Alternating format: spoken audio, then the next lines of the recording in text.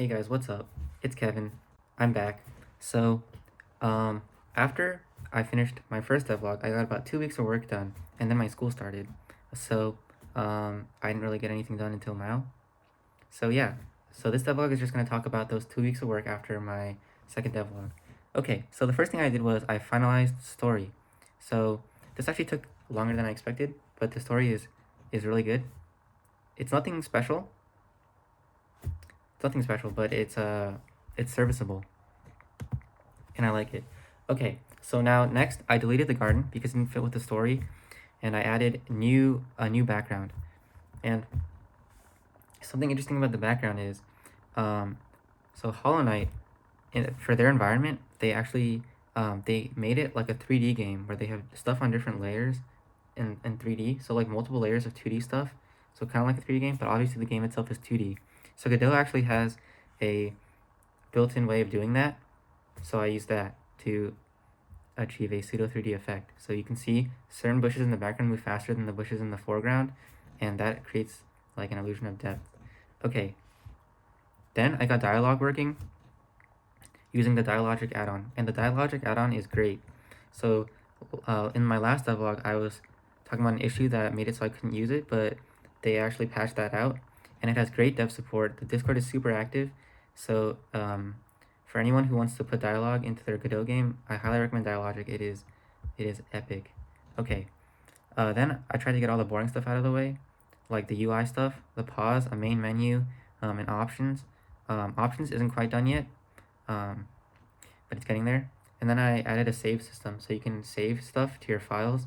It writes to a file on the user's computer, and there's a short little animation. Yeah, okay, then I did game events. So the structure for game events is every location in the game that can have an event or without an event is just called a location. And then each location, okay, so there's a global dictionary where the keys are locations, and then the values are arrays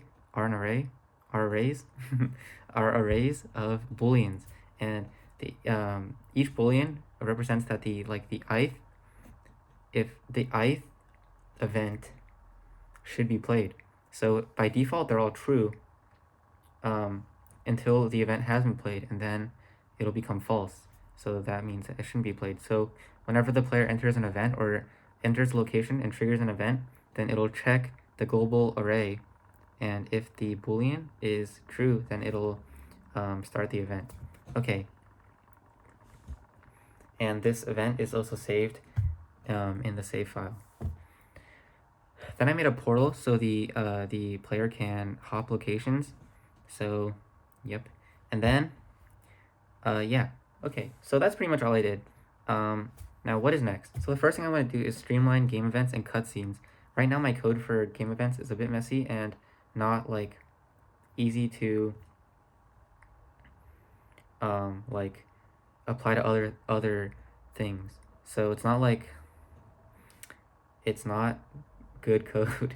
It's not like object oriented, like it's kind of like this happens then this happens. It's not like elegant, I guess. So I want to just make it better so it's easier to write code in the future for future game events. And then after that, I want to plan out the map of the entire game, which I don't have yet. I have a broad like sort of map done, but it's I want to get like specific so I know exactly where like how many locations I'm gonna want and the events that are gonna occur at each location. And then after that, I want to finish the initial part of the game where all the players have the same experience, this initial part, and then after that, people can kind of choose wherever they want to go. So I want to finish that initial part.